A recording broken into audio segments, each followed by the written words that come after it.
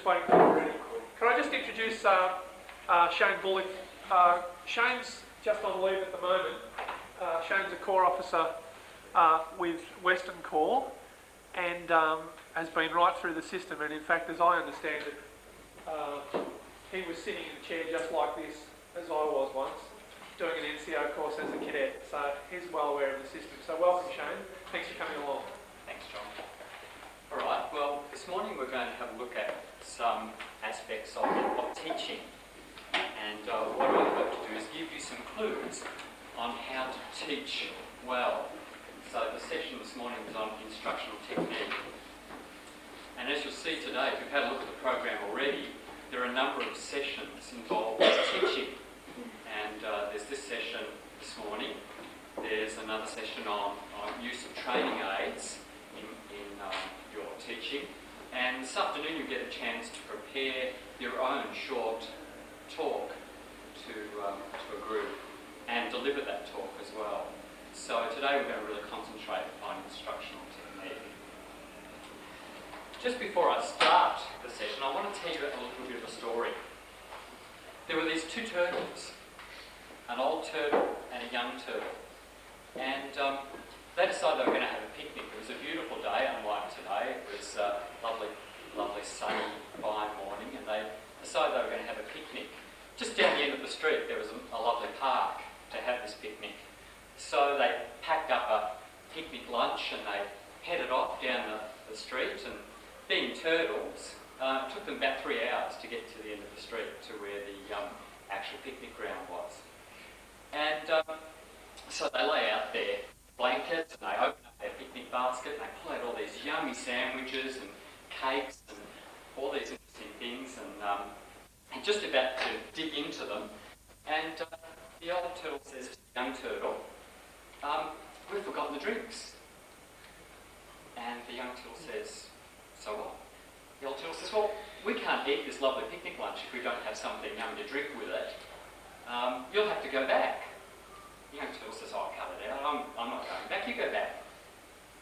Old turtle says, no, I'm too old. It'll take too long. If you go by yourself, you'll be back much quicker. So reluctantly, the young turtle agrees, and he trots off back.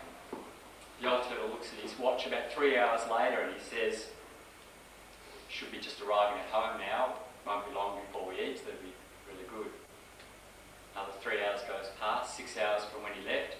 Still no sign of the young turtle. The old turtle says, I'll just wait a little bit longer. A day goes past. Still no sign of the young turtle. The old turtle's starting to get a bit peckish, but he decides he'll wait a bit. We'll come back to the turtle story in a little while, but I'll just leave you hanging there on that. Teaching. You've all had experience with teaching, and you'll all be aware that there are good teachers and there are really rotten teachers.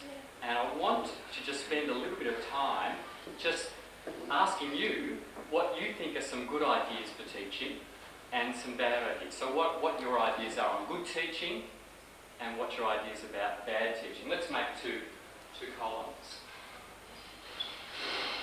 Good ideas and bad ideas.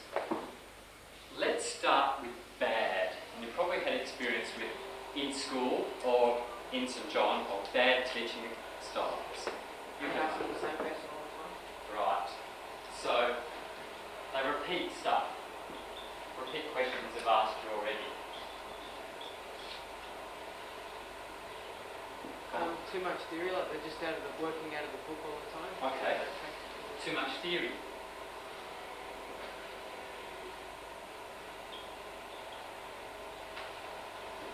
A really dull voice, like they talk in a monotone. Yes. A monotone and dull. Someone had a switch on video. Don't explain properly. Okay. Don't explain what they're saying. So you're left hanging, you have no idea really what they're talking about. When you don't understand something and you ask them to explain it, and you confuse you more. Okay. Confusing. So when you ask for clarification, explanation, it ends up you're more confused than before you ask the question. You ask them a pretty simple question on the subject of their teaching and they don't know it. They don't know their stuff and they bluff. They waffle on and on and on and on, but they never really get to the answer. And you say, oh no, they don't really know that. So, don't know the area.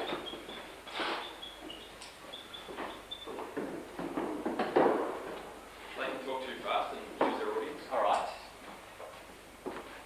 That's probably 2 points. Talk too fast.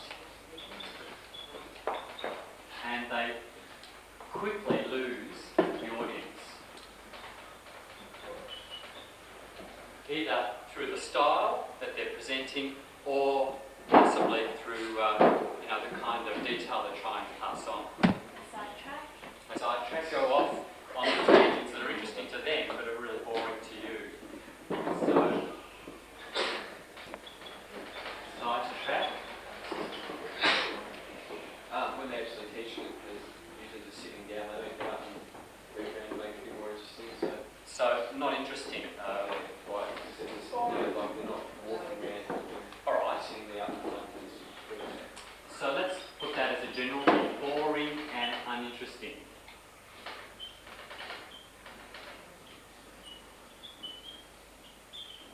Alright, well, you've got one. They're actually talking when they're talking to the board and not talking to you. Yes, we'll put that as a bad style.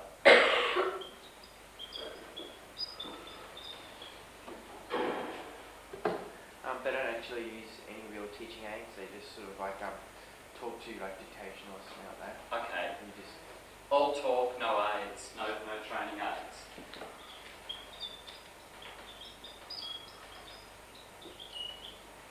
I've run out of room, so we'll have to leave it there on the bad things, but obviously you've all had experience with bad teaching. Let's try and be positive and think of some good things that you've struck in teaching. And they're really interesting and they get you involved in the Alright. conversation. So, very interesting.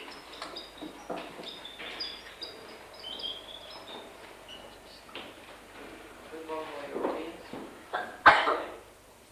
Actually, not change things because that's a bit more. Audience participation.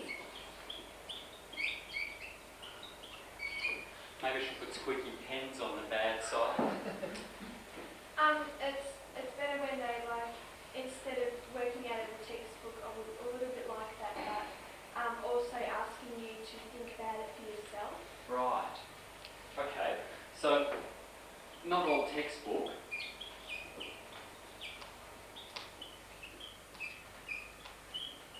But ask you to think about the topic.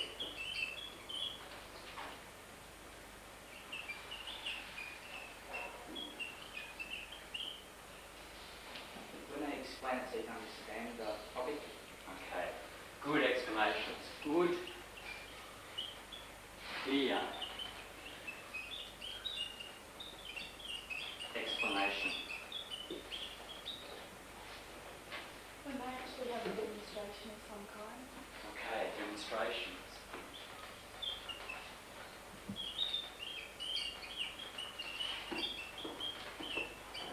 And that's very important for practical type work, skills that you have to learn. They make the boring and uninteresting subjects more interesting. Alright. Just like giving it a gimmick or something. Right, so they have little tricks in it to try and make it more fun. So let's make it not dull, but fun learning.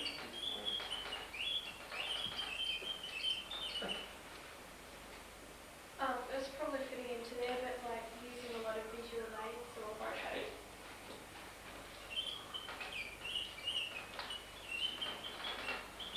Visual aids. using a game. Again, yes, very good.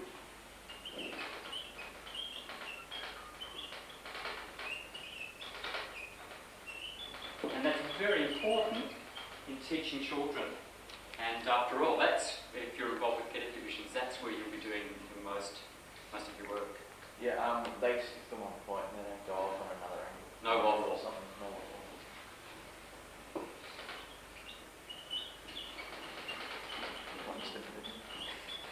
Okay, so, Mixed theory and practice. okay, so, okay, so let's put here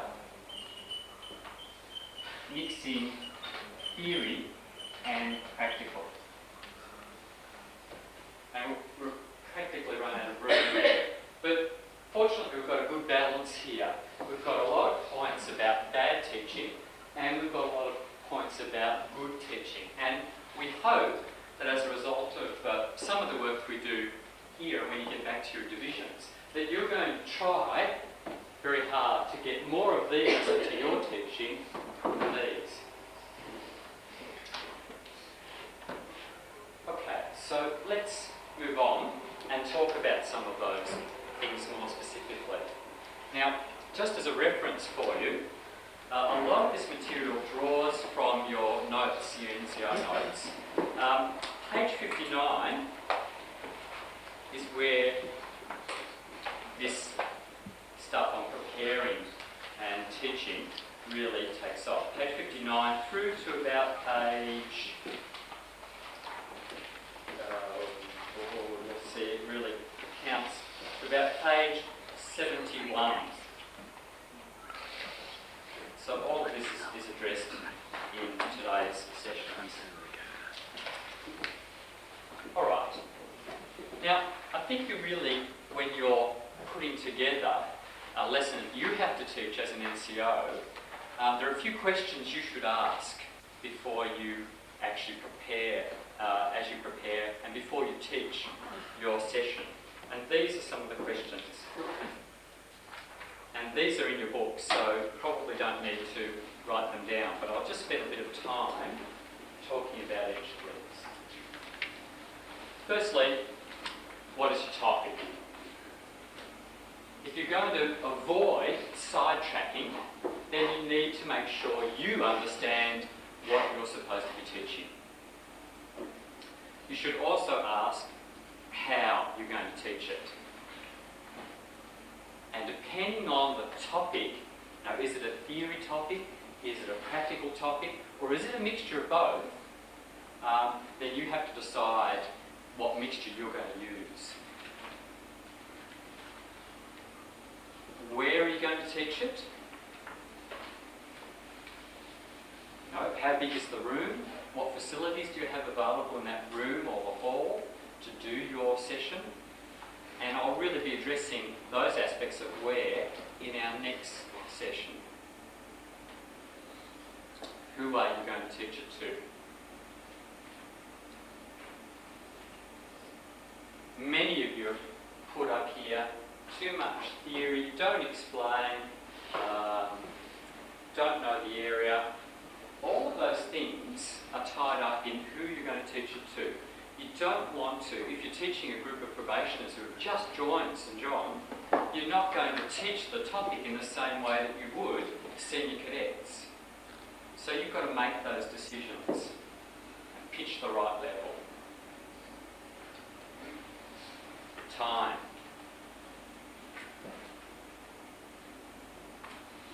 I've seen this in St John and I've seen it at school. And many people put together really good lessons and deliver them very well, but they run out of time, and so the lesson just sort of peters out when it's very important to make sure you completely cover the topic. And if you prepare your session first, then what you'll do is you'll realise as you're preparing it, I'm not going to have enough time to cover this. I better speak to the superintendent and make 2 sessions for it, or the superintendent's going to have to give me more time to cover it properly. And if you prepare well, you'll make sure that you have enough time. And tied up with time is, will I need to do it in stages? Like, for example, if you're going to do fracture treatments, then you've got to make sure that your students know a little bit about different types of bandages, broad bandages, narrow bandages, slings. And to be able to do those bandages properly, your group has to know how to tie rip knots and so on. So there are levels that they must pass through before they get to the topic that you're going to teach them. And you've got to make sure that those levels have been covered first. And what equipment or aids will you need? As you've said, lots of bad aspects of teaching is that people don't use their training aids and teaching aids that are available in their division. Use them, that's what they're there for. Has anyone got any questions about that?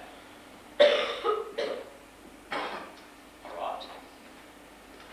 Moving on then. We can summarise this whole lot then in successful teaching or good teaching. This is 3 points you must do. Firstly, prepare. And that's really, if you haven't seen that already, that's really what I'm talking about this morning. We're talking about making sure that you prepare properly.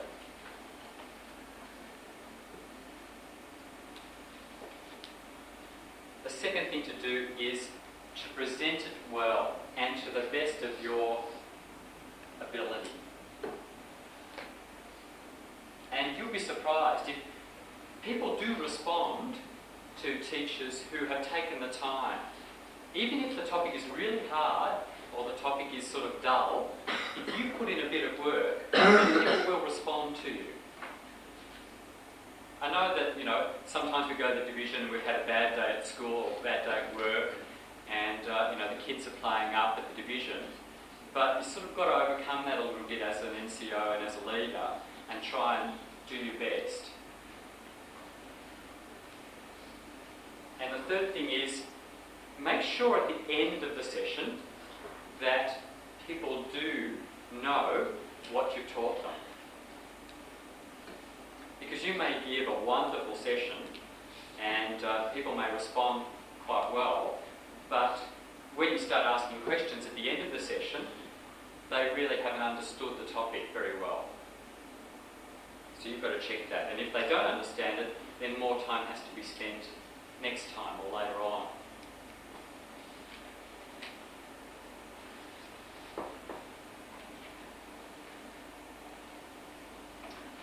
Alright. Then, let's talk about how, in preparing a lesson, it's organised. This is the construction of a lesson.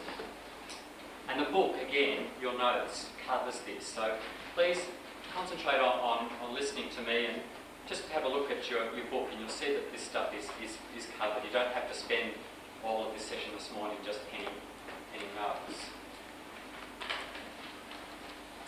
Like a book or a film or a TV show, a lesson has a beginning, it has a middle bit, and it has an end. And if you're preparing a lesson, you've got to make sure that you spend a little bit of time thinking about each of those components. And I'll tell you what the components are and what characterises each. Firstly, the beginning. You've got to have an aim, a purpose. And you've got to know that aim and purpose very clearly in your head before you start preparing. Your superintendent has told you, for example, that you are going to teach a group of newly qualified cadets who've just done their PFA. You're going to teach them about burns. And you'll have 20 minutes to do it. So you understand what the lesson's all about. That's your aim, your purpose. And you should tell the group what your aim is. At the end of this session, I hope that you'll know a bit more about burns, is what we'd say to the group. First thing after that is that you should revise what, remember I said to you there are stages in doing a topic. You've got to make sure that your group knows a little bit about those stages before you do the more advanced stuff. So just ask a couple of quick questions. What do you think, a burn is? What do you understand about a burn? see what they know already. And give them some motivation. Say to them, look, the kinds of duties we do in our division, we see a lot of burns. We work up in Queensland, for example, and we have lots of sunburns, so you really have to know how to treat a burn. Or we do BMX racing, and lots of people fall off their bikes and break their arms and their legs, so it's really important for you to know how to treat a fracture. Give them some motivation. Another thing you could say is, next week I'm going to test you on this. That too is a motivation for them to know it, because they might get squad points at the end of that test. The results of their test might contribute to squad points, and so the whole group will be highly motivated to know that topic really well. Is that clear? Do you understand what the beginning is? Okay, the middle. The book calls it the middle. Many people would call it the body of the lesson. And this is really the content that you're going to cover. It's the subject matter. What you're going to teach about burns, or what you're going to teach about fractures, or what you're going to teach about radios, or what you're going to teach about the history of St John. And I think because we put time constraints on you, look, the superintendent says you've got 20 minutes to do this because the kid's going to play a game afterwards, or we're going to have another lecturer come in. If there are time constraints, then you should divide your subject up into 3 components, like this. The must-know bits, the should-know bits, and the nice-to-know bits of information.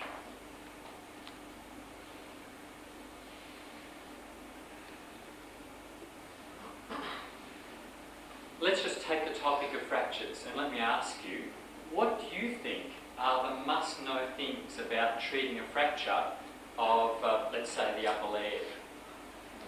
Don't move it. Don't move it, so immobilisation is a very important component. Bleeding is a very important thing, so you have to know how to treat hemorrhage.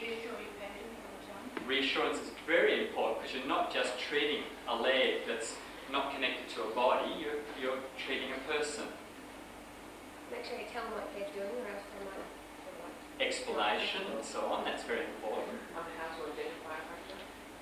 What are the signs and symptoms of a fracture? Okay, so they're things that you must make sure that are covered in your lesson. What do you think are the should-know things? Now, they're not really essential, but they are relatively important in the total picture. When you fracture your femur, you lose a lot of blood because it's the largest bone in the body. Okay, it's a large bone and there are lots of blood vessels there, and so when people break their upper leg, there might be a lot of bleeding. Okay, and you could say also, because it's a large bone with lots of muscles, that it's likely to sort of project outwards and cause a wound, for example. That might be another thing. Someone else put it. Yeah, how your bandage just splits onto the Yes. onto the leg or whatever. Yes, the correct order maybe of putting the bandages on and how you put the bandages underneath. When the person is going to shock, it's pain. Yes, very good. So what are the complications of a fracture? Good. And if you've got a little bit of extra time, you've covered all those must-know and should-know things, and you've got a little bit of time, what would be some nice-to-know things about fractures? You could use a Thomas splint on the fracture. Okay, you could bring in an ambulance officer or one of the training people, and they could show special splints that are used. So someone else have some more? What are some other things that are nice to know? Not essential as first aiders, but they make the picture in your group's head about fractures much clearer. If you're working out of a vehicle or a van, it might be handy to know where the necessary materials are. For your divisional band? Yeah. Right. As in for treatment of fractures. Yeah. Yeah. Splints, bandages. And so the cadets can go straight to those areas in the truck when somebody comes in with a fractured upper leg. Any other things? And when I normally check those, like where normally happen in the body. Yes. Well, so if there's a particular impact or you fall, where the bone's most likely to break? Yeah. It's nice to know you can help them. That's true. And your confidence as a first aider is essential. But I was thinking of other things like, what about different ages, how their healing might be different. Like young people heal much better than older people do. Or some things you might be interested in to get somebody to talk about the anatomy, you know, the muscles and bones and blood vessels and nerves that might be found in that upper leg. That might also add to it. You might get an ambulance officer to come in and talk about what happens to a fracture victim once you hand them over. And what happens when they get to hospital? How are they managed? Those are all the things that are nice to know. Extra things, especially when you get to senior cadets who have heard it over and over again. You know, you've been in the division for 4 years, you keep hearing the same thing about the treatment. Well, if you bring in these nice to know things, it will make it far more interesting. Okay. And the end. As I said to you before, many people neglect the end. And if you watch a film or you read a book, you want some of the things that might have a real effect on you when you read or when you watch telly or film is that the end was really strong. Boy, that was a good finish. And therefore the film or the book really stays with you as a good experience. Well, it's important too that your lesson finish strongly. And this is how you can finish it strongly. Don't let it dribble out. At the end, tell the group what they've done, what the main points are. You know, we've talked about burns. These are the types of burns. This is the general treatment of burns. Just, you know, quick sort of like a minute or a minute and a half just summarising the main points. Remember, I said to you also that you've got to find out what your group knows. When you prepare and deliver a good lesson, you've got to get some feedback to know whether the people have got the point. So ask some questions about the topic.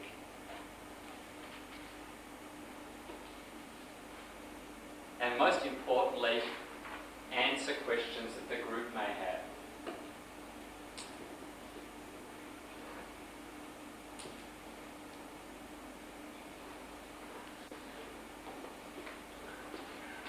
What do you do if somebody in the group asks you a really tricky question that you can't answer?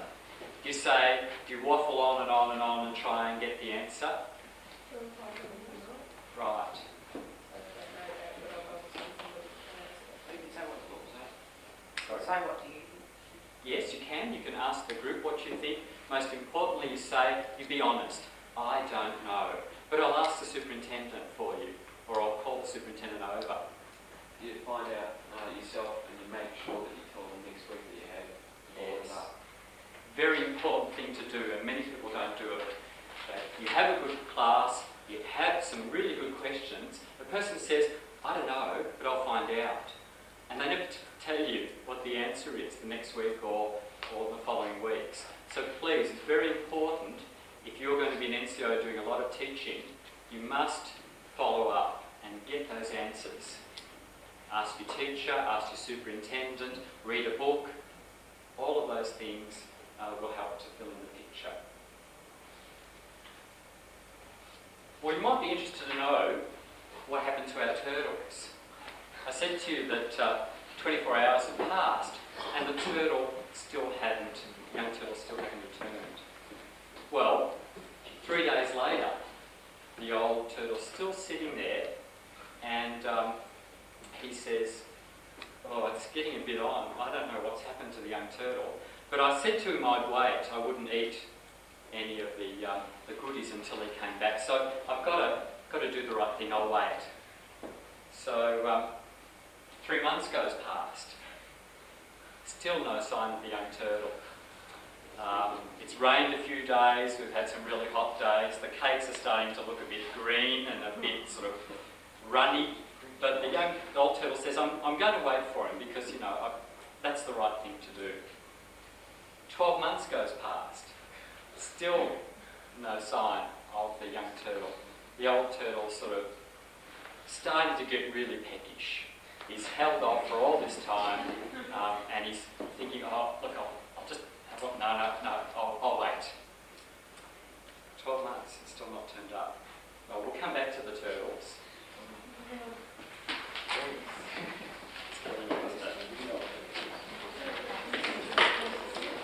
Alright, what I might do is just hand out to you a guideline, a model for you when you prepare a lesson, and we call it a lesson plan.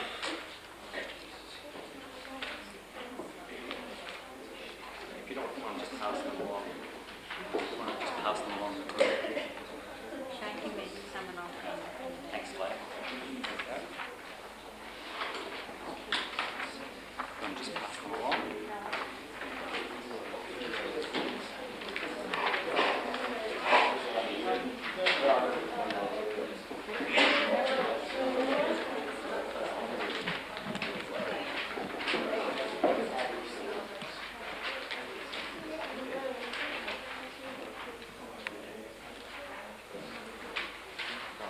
Everybody got a copy? All right. So I've said to you it's very important to prepare. And what we've done is we've prepared a little guideline for you when you're preparing your lessons in the division. And as you can see, the lesson plan in the first part has these sections on it. It has a statement of a space for the aim. It has a space for the equipment that you need for that topic. It has a space for the standard, and the standard is new probationers, newly joined members to the organisation, and they're doing their PFA. First year cadets, second year cadets, senior cadets. So you've got to make sure you make the standard very clear. St John Juniors, grade 1, 2 and 3. Make sure that you write down what the standard is so you know the number of people in the group and the time that you have allocated. So you've got all the information there to help you to prepare the lesson according to your divisional program. Now, let's just move on and have a look at the other components. Well, I can see that my overhead has suffered a little bit since I last used it. I'll come back to this space here in just a moment, but I want to move to this part here of evaluation.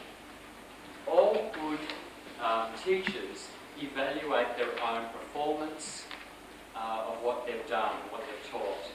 And it's a way of getting feedback to help you improve so that you teach better the next time. And so these are the components. The follow-up. Follow-up is what questions have the group asked you which you couldn't come up with an answer for. You write down the questions so that you know exactly the information that you have to find for the group. That's follow-up. Also, next stage is another component. So from this level, say you've just done with a new group how to do reef knots. The next stage of that might be doing slings and bandages. So you point the direction where that group should go next for that topic. And improvements. This is the most important part, I think. How could you, in your teaching, how could you make improvements for that particular topic? You know, do I need more time? Is the class too big? Is the room not very suitable? Write those things down on paper. And what happens is, your division puts the lesson plan on file, so that next time Burns comes up, you can just pull out the lesson plan on Burns, and if it's you, then you don't have to go through that work of preparing it all over again. Or if it's somebody else, they can use your lesson plan as a model. They might want to modify it, but at least some of the hard work has been done for you already. So that section is very important. Now this bit in the middle here, and when you write up your own lesson plans, you might want to increase the space allocated for this. I ran out of room because I wanted to fit it on just one page for you. But this is a breakdown of the lesson from minute to minute, telling you what you're going to do and also what equipment you need for that section. So let's just use that. I'll give you an example just to clarify so you know what I'm on about.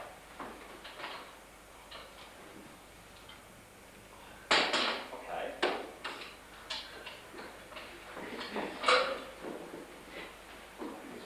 Let's just talk about those bits. I've got time here. I've got written down subject here. And I've also got written down remarks.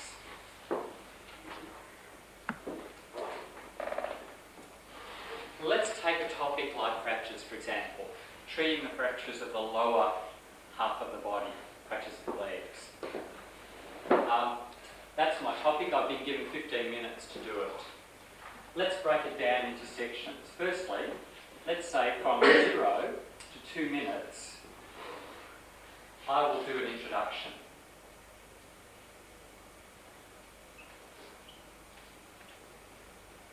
And in that introduction, I'll see what they've done, and I'll tell them what my aim is, and I'll also ask some revision questions. And I've got 2 minutes to do it. What things do I need? Well, I might want to use the skeleton chart.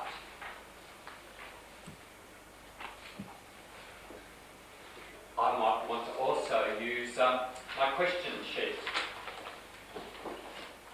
of revision questions. Do you get the picture? So you break it all down into little time intervals and you describe what you're going to do and what things you need. You might also want to put the chapter references. Let's say it's chapter 10, the first aid book. So you've got all the information there. Then you move on from 2 minutes to, let's say, 10 minutes. And you go now into the subject matter. You say, for example, you talk about the different fractures. And you say, you list the different ones. So fractured neck of femur.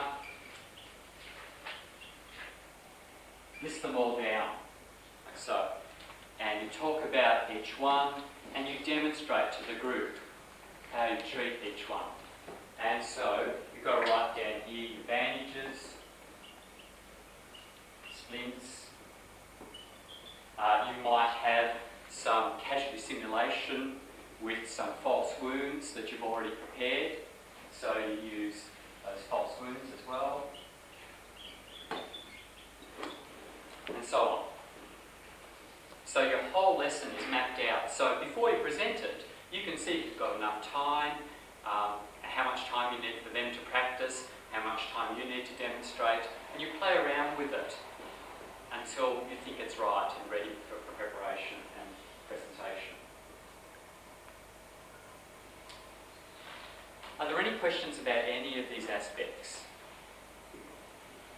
Alright, well I'm going to get you to have a go at a lesson plan. How many of you have done the signalling proficiency badge? How many of you? Okay, those people who put their hand up, you're going to, you better note this down, you're going to teach,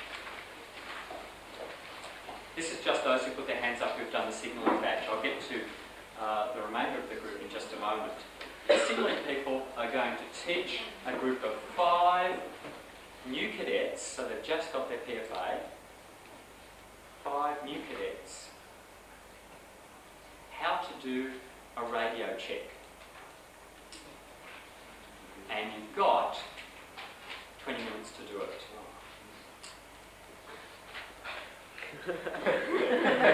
For everybody else, you're going to teach a group of senior cadets.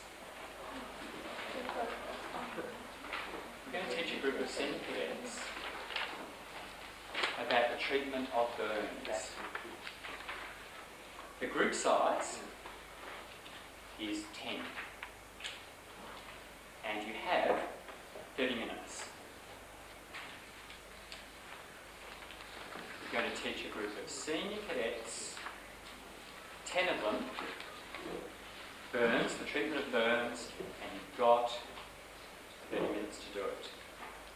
Now, let me just make a point to you. You come from the richest division in Victoria. There is money just, it's just there. I just throw it at you virtually.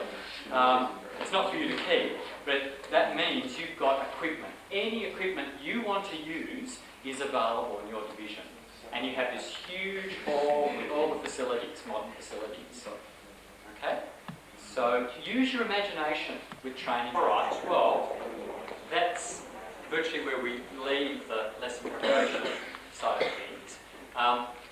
This morning what we've done is we've looked at the importance of considering all the aspects of your lesson in advance of giving your lesson. In other words, preparing is the most important thing. And the lesson plan is a model for you to use back in your division for when your division, not necessarily you, but anybody has to present that same talk to that same group of cadets or juniors. Are there any questions that you might have? I know that in the back of your mind you're saying, now what happened to the turtles? Well, 2 years went past, and it's, the food is virtually unrecognisable as food. And if the ants haven't carried it off, it's a very funny looking colour. And the old turtle says, I can't wait any longer. I'm absolutely starved. I've got to have something to eat. So he reaches forward, grabs one of what used to be a cake, goes to put it in his mouth, and he hears this voice coming from behind him, behind a rock, saying, if you eat that cake, I'm not going. The moral to the story there is if the turtles had prepared properly for their picnic and made sure they packed not only the food but the drink, they would have going to talk about presentation style and use of aids, use of training aids, teaching aids. And you can virtually, you might want to take 1 or 2 notes, but I really want you to listen to what I have to say and see what I have to show rather than to take lots and lots of notes. So let's start off. Now, in terms of presentations, as I said to you in the last session, you should think about where you are presenting your lesson. And so I want to talk about, not sort of like the greater environment or get embroiled in controversy about green versus industry, but environment in terms of our rooms and where we teach in St John. So, a few things to think about. Firstly, the physical setting of the room. Firstly, seating. Seating is very important and has a lot of influence on how people respond to you as a teacher, and also the layout of the room for the particular kind of task you want to do. Now, the layout for a lecture is quite different from the layout for a demonstration or a practical session. And you've got to keep that in mind. As you can see, I deliberately set the room up before you came in this morning to give you an idea of how a room can be set up. A clear aisleway for people to get in and out, so if people want to rush to the toilet, they don't have to climb over bodies necessarily to get out of the room. Pretty important stuff. Also, I tried to arrange the room so that everybody in the room could see my overhead screen and could also see the whiteboard that I was working from.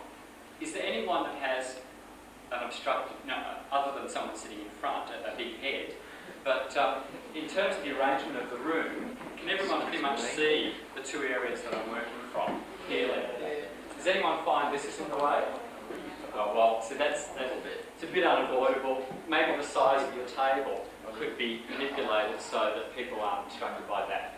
But can you see that board fairly clearly? Good. On page 69 of your NCERT, what an unfortunate page number, on the NCERT training notes, there is a suggested layouts there for your seating arrangement. The black dot is you as the teacher, and the squares represent the seating arrangement. And you can have block form like for a lecture. You can have a horseshoe arrangement, which is very good for demonstration. Everyone can see there's no obstruction, and people can even come in and participate in the demonstration. And there's a small grouping set also arrangement in the last one, and that also is good for prac come theory work. So they're just a few tips. Windows. Windows are very important. Having natural light in a room can make people feel a lot happier. If you're in a closed box that has no natural light coming out, it's just overhead light, it can be very depressing, especially if you're going to spend all day in there. You probably know that from your own experiences at school. Is there a problem with the windows that they can distract with things? Yes, and that was the point I was going to make, because if I saunter over here and I've got my whiteboard and blackboard set up here, and I've got these open like this, and I start raving on, now the treatment of a burn is you do this and you do that. All of you are going to be looking at the birds flying past, the trees outside, how sunny it is. You're going to be much more interested, well, you know, under normal circumstances. Sun never comes out here at Yarra Junction, but, you know, back in Melbourne, when there's lots of sunshine. Actually, when you're meeting in your St John meeting, most of you would meet at night anyway, wouldn't you? Yeah. So maybe the sunlight isn't such a problem, but on a session like this, it is a problem, because there may be lots more interesting things to look at than the teacher. So if you're going to teach there, it's important to have blinds which can pull shut so that the focus is on you and not on the interesting side of things. Then there's no natural light. Well, yes, there is. There's still natural light. Well, see, it's a good point, but it's not a problem here because I'm teaching from this point here, not so much from there. We got a problem with our hall because it's just right next to a railway track. So trains go tearing past. Every 20 minutes. So the whole hall shakes, does it, on its And vibrations? lots of noise. So do you have to stop teaching when the trains go past? Some lecturers don't stop when we have lecturers, they keep on going, they don't know what they say. So the good teaching style would be to stop until after the train goes past. Very important. You can't do much else unless someone's prepared to give you the money to move your hall to a better location. And it's very hard to move the railway. And it may be a bit of an inconvenience to derail the train so that it doesn't shoot past. Make the sound barrier. Get it. If you get a brick wall, might be the way to go.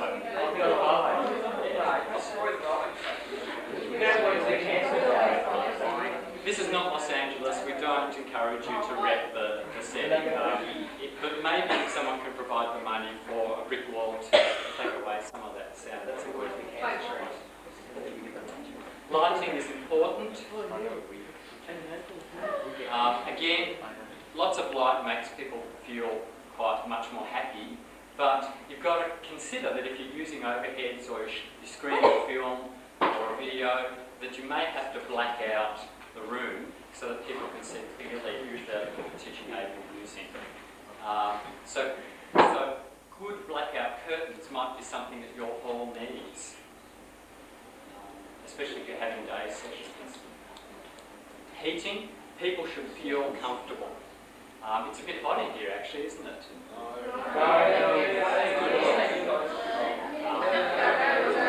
Just sitting down over there, there's hormones talking.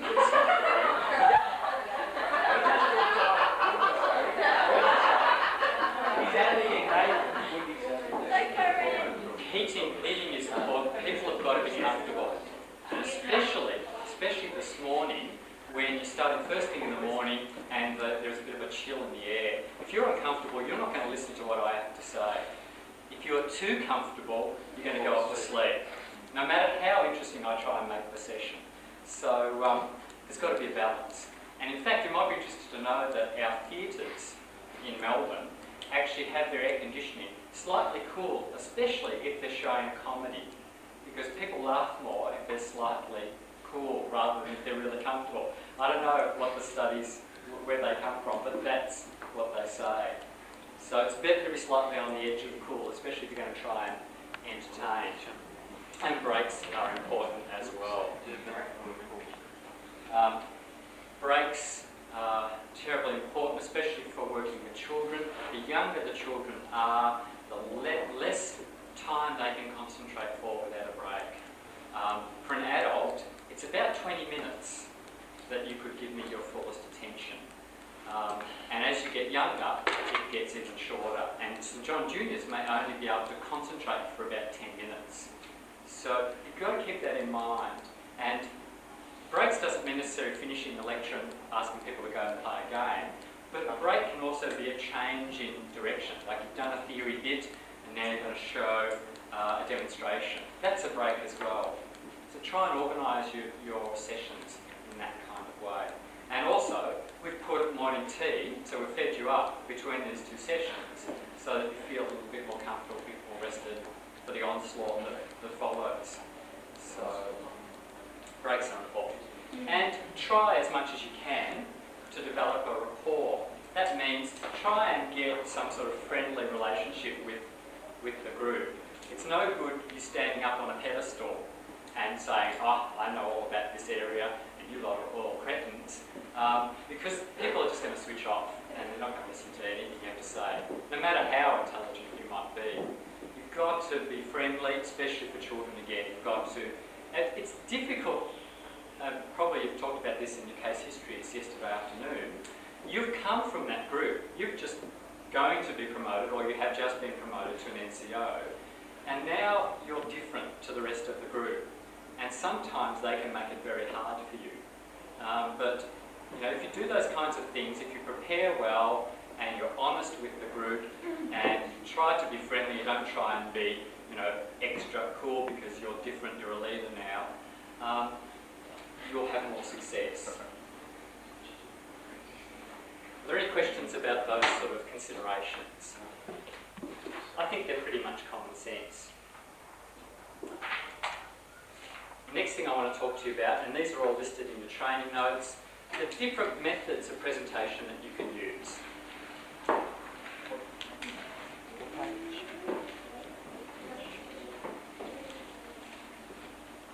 First thing, and what we're doing this morning, is lecturing. What kind of topic, what kind of subject should be used, should we use a lecture? So that you feel confident in what you're talking about? Yes. But what kinds of topics, what kinds of subjects in first aid could... History, yeah, that's all theory. But you could be a bit imaginative. You could get people to dress up as knights and all that sort of stuff to make it more interesting, especially if you're talking to younger kids. But there are some topics which are purely theory, aren't there? There's nothing you can do about them. You know, the circulation, you can't make people bleed. Look at this is a person bleeding. Why not? Oh, their parents might not be very happy about them coming home in that way. But you've got to try as much as you can to break down all the theory stuff and try and bring lots of demonstration and practice in. And practical skills, which first aid teaching is all about, you know, that, as first aiders, that's what you're going to be providing the community. You're going to be providing skills. So you need lots of demonstration, you need lots of practice, and I hope in your lesson plans for burns and radio work, that you have built in a fair amount of that time allocation for them to have a go, for demonstration for them to have a go at the work. Very important. Discussion is another good method. I've tried to break down the lecture kind of format to ask you what your opinions are. Some of you have been around, well, even if you've been in the St John division for just a week, you've had an opinion about how St John works. And we're interested in what those opinions are. So we'll discuss as much as we can. I want to hear what you have to say. Role plays. Those are sort of simulations, you know, setting up people as patients with lots of false wounds on and getting cadets to treat them. Yesterday afternoon, you acted out those role plays, you know, those case histories. That is another demonstration of how it makes it more interesting than just sitting around and talking. And other. Can you think of some other things that I haven't mentioned there, which you might know of from school or St John, or just ideas that you have? Video? Yeah. Well, as I'll show you, they're training aids which can be incorporated into those methods. So I'm thinking of styles of presentation rather than the special training aids you can use. All right, let's talk about those training aids. Is it too hot in here, Shane? Is it? Yes, it Well, is. we've just asked people, and some have said it's a bit No, warm. on to some it. have What said is it? it's What not. Would you mind just giving that window a little bit of work now? So that we just get a little bit more area, perhaps? All right, training aids. Now, I think this is a most vital area for you. This will make your teaching much easier and will make it more interesting for the people you plan to teach. So let's have a look at some of the training aids. Firstly, an overhead projector.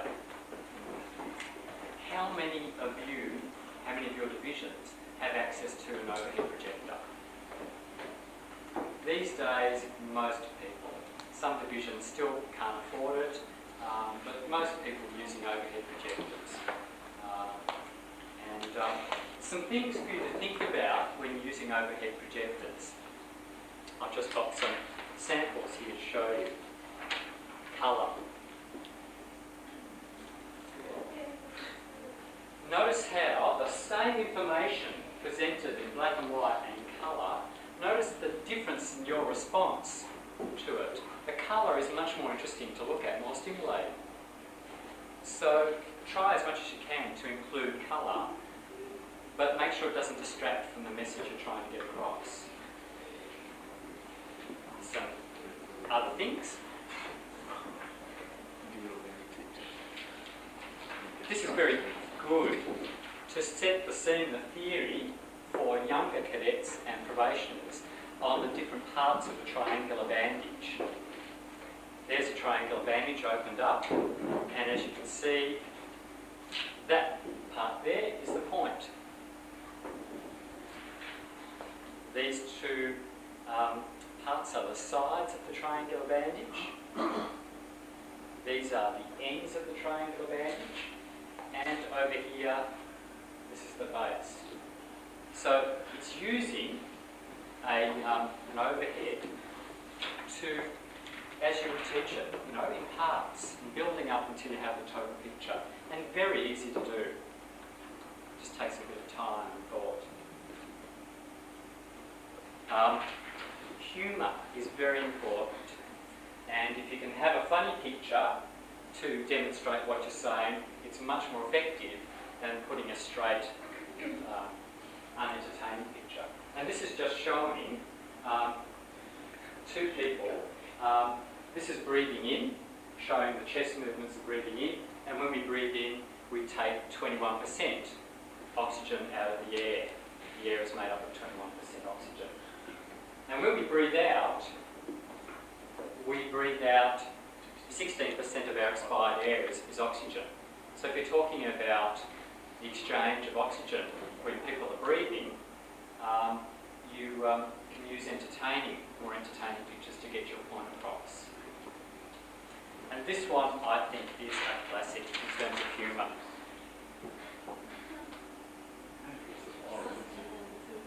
You might want to,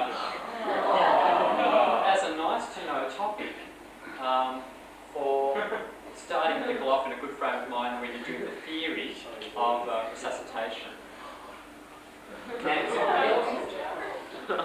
it's important to don't put that up and just flip it off like that, because people haven't got the message. You've got to allow people time to write it down if they're going to write it down, or to read it if they're simply going to read it.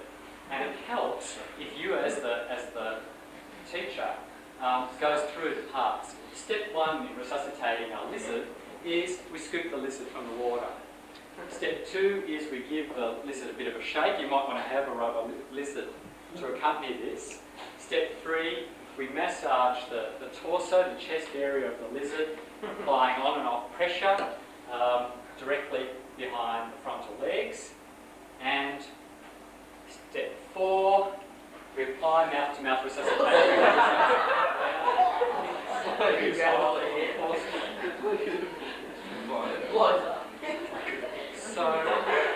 So you've got people into a good frame of mind before you plunged into the rather difficult area of mouth-to-mouth resuscitation.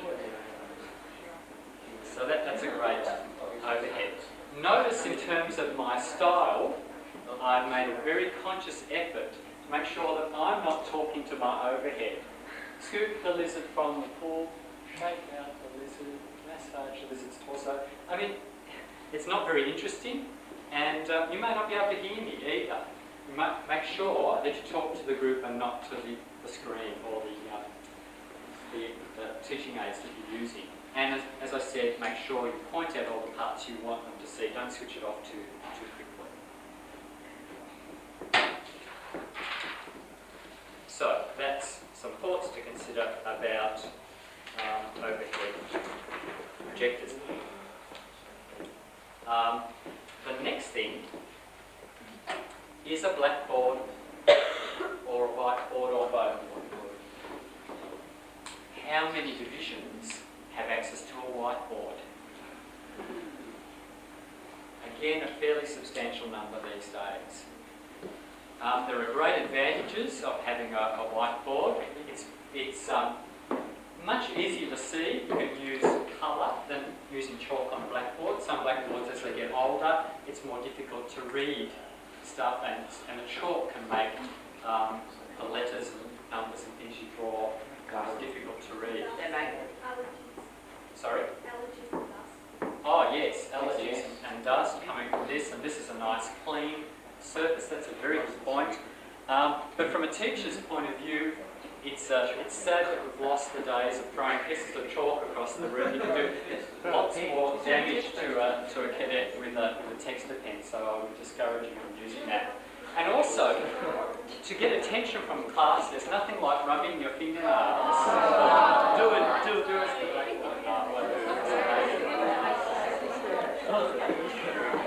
But that can really put people off. You know, you switch off immediately as that noise runs through your whole body. Video. Video is the new technology. How many divisions have video and television at their division? See, it's widely used.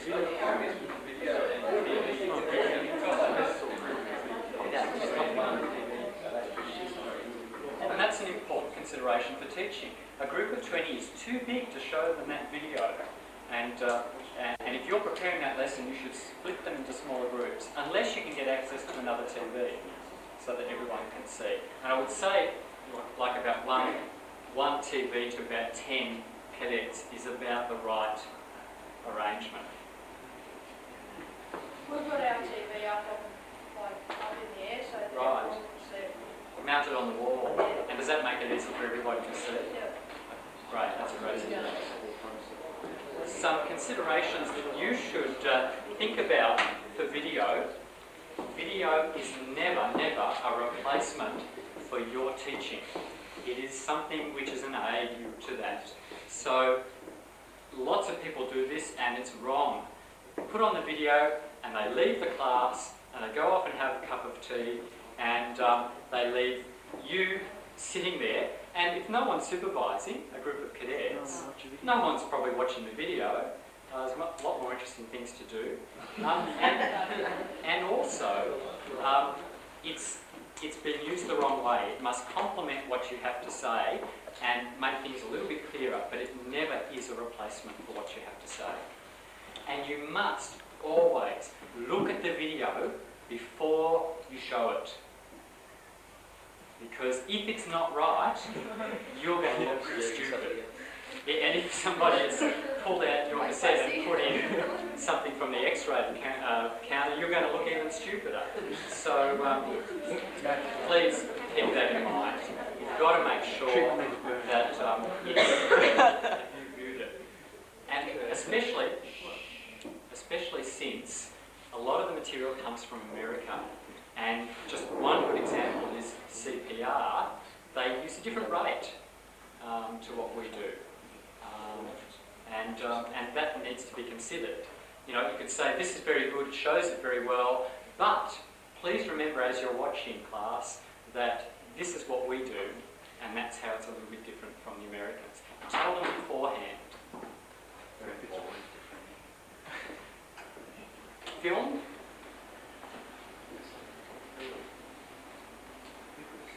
Again, films are very good as something to confirm what you're saying and to accompany it. Never replace it. But please keep in mind, more so with films, that some of them are very old and they might have broken and they might be not suitable for showing because technically they're just hopeless and won't run through your projector. So you need to have a look at them first, and you need to take those things into account. Slides. Slides are great. If you don't have access to casualty simulation and you have some slides of some fractures or some burns or whatever, then that is a very effective way of consolidating that information and stimulating your group. This is what a real burn looks like. Now, I don't encourage you to take a camera along and snap all the patients that come into your first aid van or first aid room. That's not very ethical.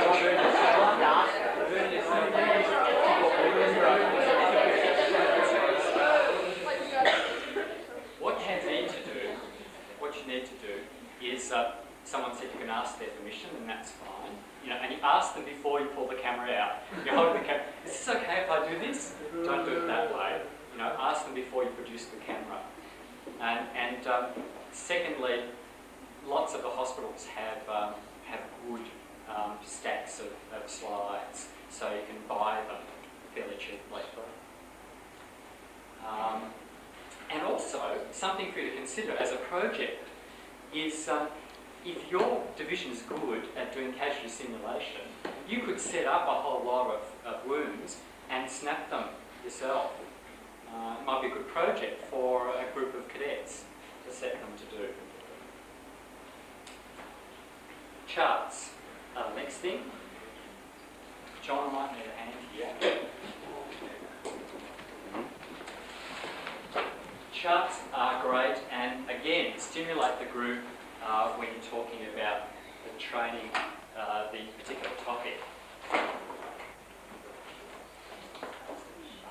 Everyone see that? Actually, do you want to stand in the front, John? You can stand up. Good job.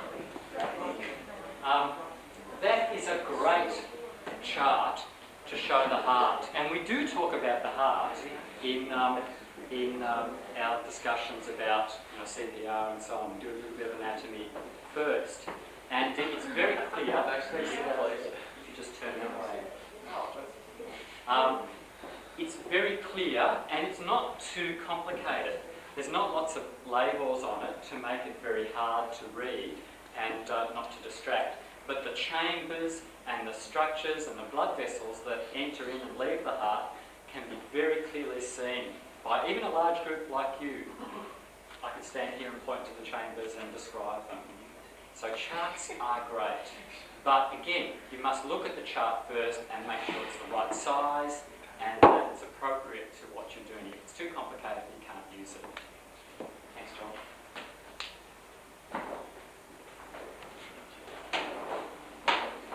Along the same lines as charts are models. Models are good too because people can handle them. And if you're talking about structures of the body, to handle a heart model gives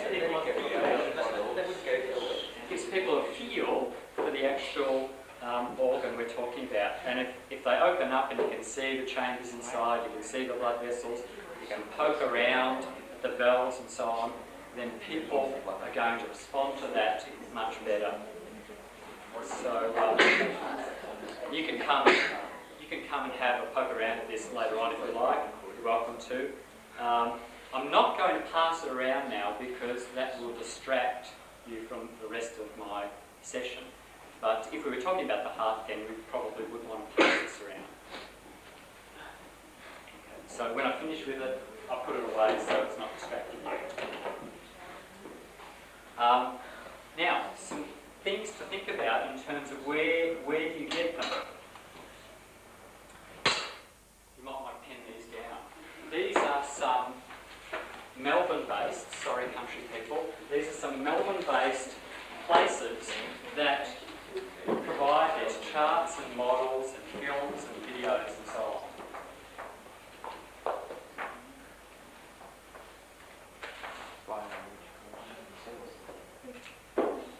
I'm sorry I didn't have the phone numbers for these two, but they are in the yellow pages and the white pages. And they are very good. Is the area code 03? Yes, it is, for all of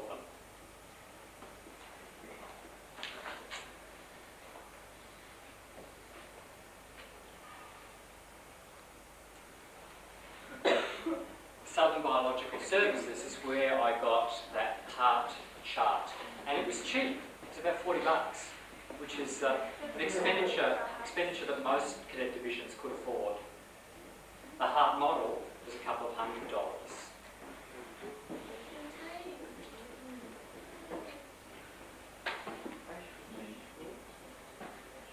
You have to buy them from these places, but from the State Film Centre they have videos and films that you can borrow. Even country people, State Film Centre will put the film or video on the train. If you allow a few days, they can send it up to you, and then when you finish with it, you send it back to them. You can become a member. You've got to be a member of the State Film Centre to borrow their equipment. So I think it's about $50 for a year's membership, and you can also get access to the catalogues for the films and videos that they get.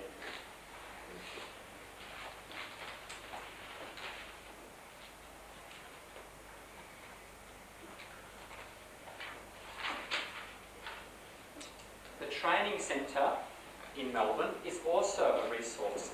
They actually have a stock of St John videos that you can use in the teaching of your particular topics. And again, they are available to you. You should book them in advance. Don't ring them the day before and say, "Have you got the CPR video?"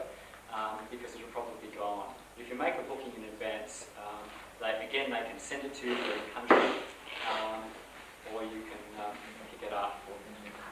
And I've got a list here, actually, John, if you'd like to just, John Glad, if you'd like to hand those out. That's a list of the videos that are available from the training branch. And I think actually it's just been updated and there's a new one, but they certainly still have those videos.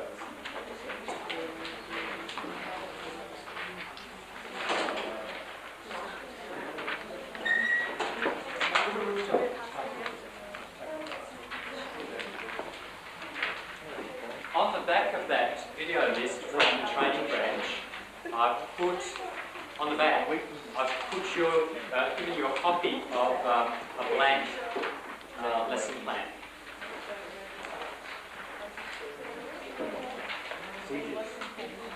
Right. Yes. This module, right? And also it said you had to capture the epileptic symptoms and I was transported to the States. The teacher rated strong high. He had a Facebook Who was it? It was Ryan. Fell off the switcher. You know the graph for a watch? Yeah. Fell off the switcher. Who was carrying it? It came out his belt.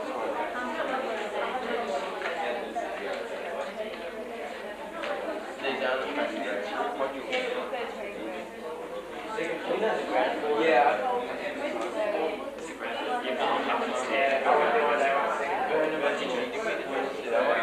That's the one. I think we saw that. That's the one where electricity and he moves away. Alright, folks, we'll move on. It's wrong. When you're ready. The next thing I want to talk about are flannel boards. Flannel boards. What they are is this. This here is a flannel board. John, I might need to put your hand here.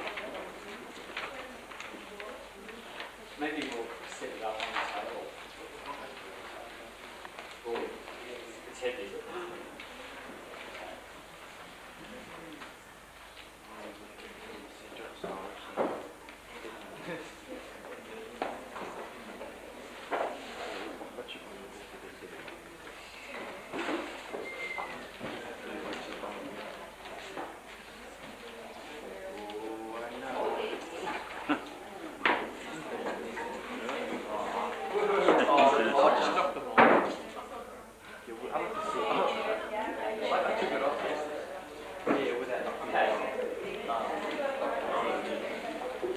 This is what you can do with a flannel board. You can use it to set up a little story or to do a demonstration of in a talk. For example, if I was talking about improvisation, which is if we haven't got slings or bandages and so on, what can you use that's available to you? Well, I've got some examples here. We can use, we can pin the fellow's sleeve. Or, well, this is the fellow who broke his arm. I should start from there. Looking pretty unhappy. We can make him much more happy by mobilising it that way. Or we can do that, pin up his bottom of his suit jacket. We can use the Napoleon approach.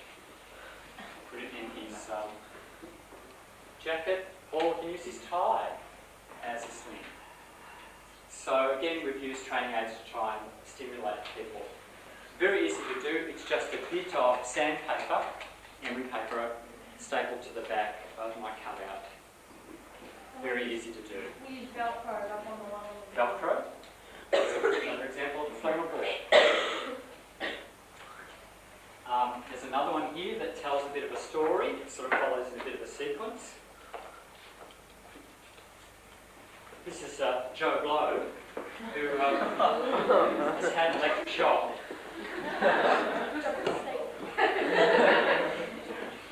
And he's looking pretty unhappy.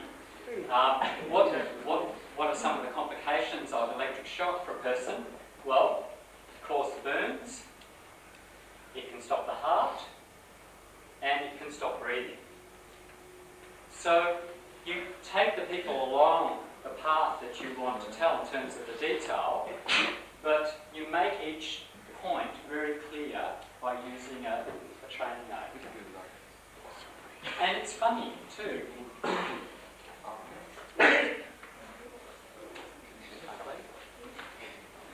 Alright, I should have mentioned this too. Again, Dr. ABC, it's just showing some models. We work through the Dr. ABC. Get an impression of the rule that you're trying to establish, which is Dr. ABC, and then you just go through each step.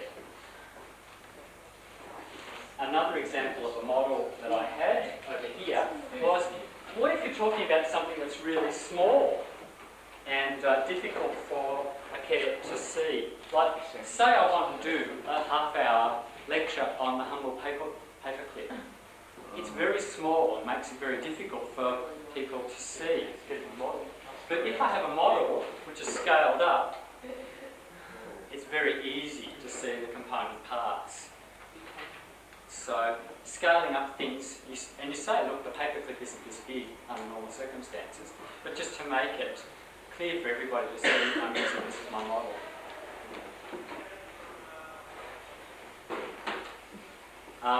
Along the same lines as a flannel board is a magnetic board.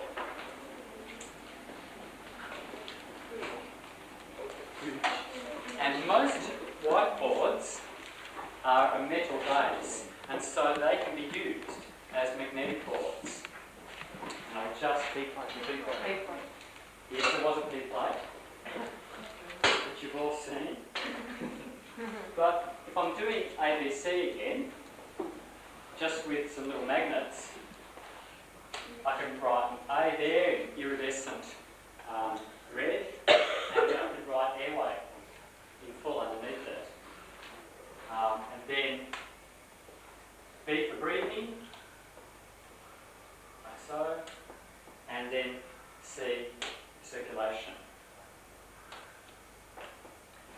Very easy to do. You can even tell a story.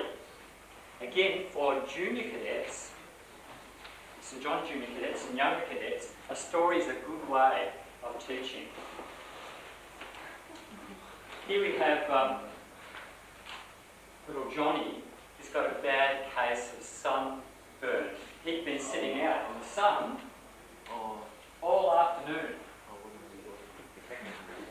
What can we do to treat Johnny's sunburn? Well, we can put him into a shaded area to take him away from the direct sunlight, and we would use copious amounts of cold water to ease his pain and discomfort. So a nice little story, nice and colourful, and very easy to follow. How do we make them? Well, you know those dreadful real estate calendars and things that you get in the mail, they all have magnets on them. Just rip the magnets off and put them to good use. I don't encourage you to run along the neighbourhood and removing the magnets, but for your own at home, if your parents don't want to use it, that you can buy these magnetic strips also at hardware shops like McEwen's and so on, or you can attack a P-plate and cut it up. It's all magnetic. You can cut it, strips of it, and stick it to the back of your material.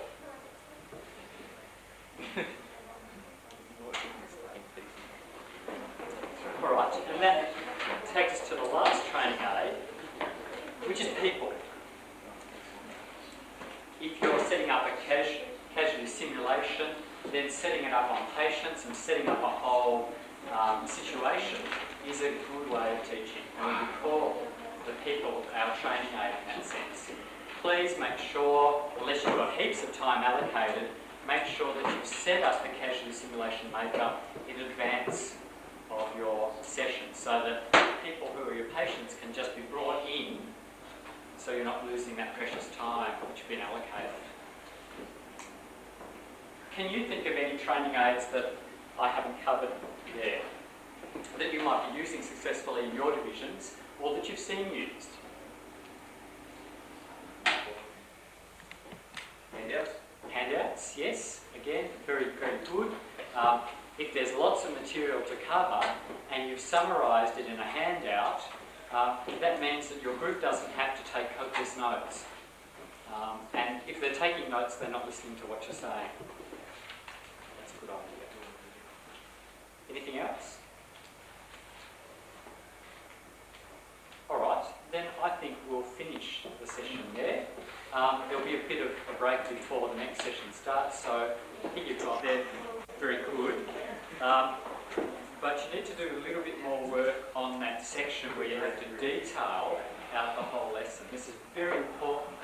what you've got to see it as is that the actual plan, word for word, as if you, like when you're in warfare and the military have a plan of how they're going to attack the opposition, the plan is absolutely laid out totally, so there can be no misreading of the plan. It's totally laid out, and this is how your lesson plan should be. You shouldn't just say, well, we'll just have an introduction. You should say what you'll say in the introduction, not word for word, but just generally what you'll say. If you're going to motivate them, say what you're going to motivate them for. Is it for an exam? Is it for duties? What is your motivation? And remember to lay out all your equipment. If you're doing burns, you need to know the types of bandages you need. You need to know the types of dressings you need, specifically for burns. You might need safety pins, you might need sticky tape, you might need overhead pens. The reason why you have to lay it out so precisely into such detail is you've got to have that stuff available for your class, because if any of it's missing, if someone else has got the casualty simulation kit, or your superintendent has taken the mannequin home for a first aid class, your whole class cannot go ahead. You've got to detail everything. So while you've done a good job on your first attempt, you need to think about it a little bit more and just give a little bit more detail. As John will tell you, part of your assessment as an NCO, when you actually do your exam, is submitting a complete lesson plan, and there are marks involved in that. So John will tell you more about it at the end of today, but lesson plans are very important. Let me hand them out. Anne Kempinger? Monica? John Morse, is that right? Now, sorry. Monique? Russo? Sarah Van Toren? You guys, Salome? you guys can spot Kim? Robin? Thank you. Derek? Anne-Marie? Sarah? Sarah? Glenn? Oh, Lynn? Kate? Lynn. Ben? Glenn? Kathy? Philip. Harley? Karen? Yeah. Karen? Harley? David? John? Johansson? Michael? Russell? Paul? Negan? Daryl? There's one here that doesn't have a name. James? But this one's Joanna? no. Anita? There you go. Who doesn't have this?